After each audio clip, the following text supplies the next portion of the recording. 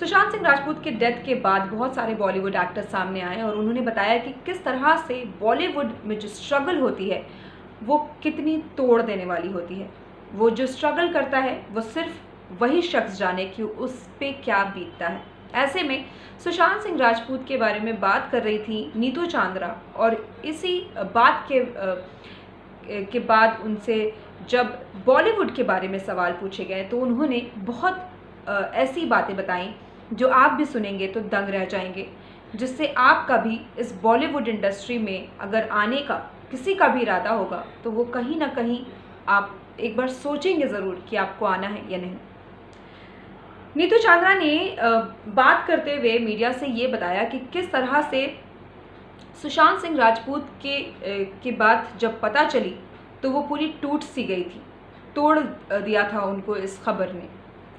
उसके बाद उन्होंने बताया कि किस तरह बॉलीवुड में उनसे बैक टू बैक 6 फिल्में जो है छीन ली गई।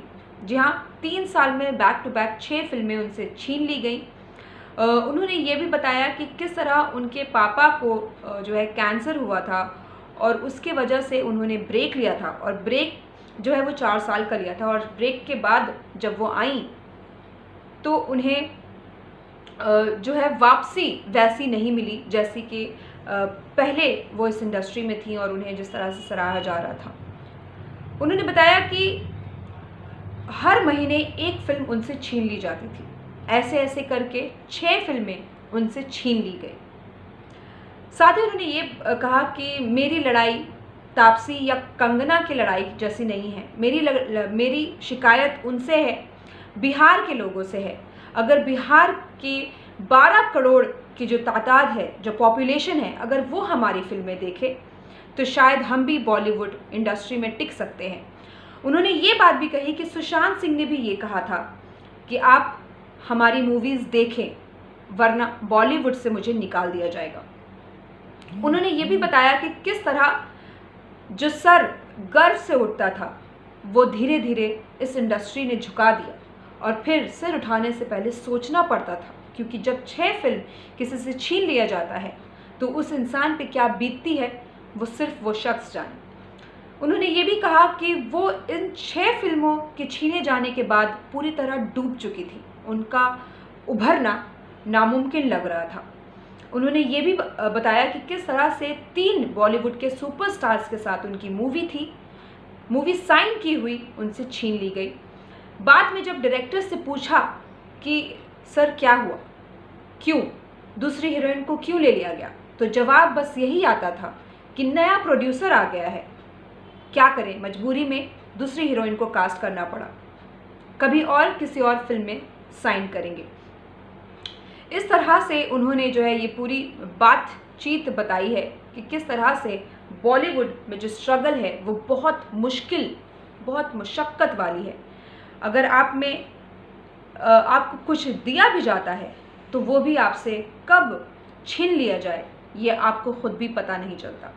तो ये एक ऐसी इंडस्ट्री है जो कहीं ना कहीं एक इंसान को तोड़ कर रख देता है और उसका वापस से जुटना बहुत मुश्किल होता है। वो बहुत स्ट्रॉन्ग होते हैं जो वापस से इस दर्द से जूझ कर, लड़ कर इस इंडस्ट्री में रहते हैं। आपको ये बात कैसी लगी कि जब हम पॉपुलेशन जहाँ से हम बिलोंग करते हैं, जब वो लोग ही ये मूवी को ना देखें तो आखिर कौन देखेगा? ये सवाल आपसे है, ये सवाल हम सब से है कि अगर हम हर एक एक्टर को सराहें, उनकी फिल्में देखें तो शायद कोई भी डिप्रेस्ड ना हो, शायद हर किसी को इक्वालिटी सिर्फ लड़के लड़कियों में नहीं बल्कि हर इंडस्ट्री में इक्वालिटी बहुत इम्पॉर्टेंट है। हर एक्टर में भी इक्वालिटी होनी चाहिए। अगर आप शाहरुख खान की फिल्में देख रहे हैं तो आपको आयुष्मान की भी फिल्में देखनी चाहिए, आपको राजकुमार राव की भी फिल्में देखनी चाहिए, आपको हर वो एक्टर की फिल्में देखनी चाहिए, आपको विद्युत जम्वाल की फिल्में देखनी चाहिए, आपको हर्षवर्धन की फिल्में देखनी चाहिए। हर्षवर्धन, बहुत सारे लोग सोच रहे होंगे हर्षवर्धन का नाम मैं ले रही हूँ, ये कौन है, क्योंकि हो सकता है कि बहुत सारे लोग नहीं जानते हों, लेकिन सनम तेरी कसम के वो एक्टर सनम तेरी कसम जो मूवी आया था उसके एक्टर हैं हर्षवर्धन। तो इन सारे लोगों में जो है टैलेंट कहीं ना कहीं है और हम नहीं देखते हैं उनकी मूवी। ये बहुत बड़ा सवाल है जो सुशांत सिंह राजपूत ने भी सवाल नहीं, ये बात है जो सुशांत ने भी रखी थी और भी कई एक्टर्स ने रखी है।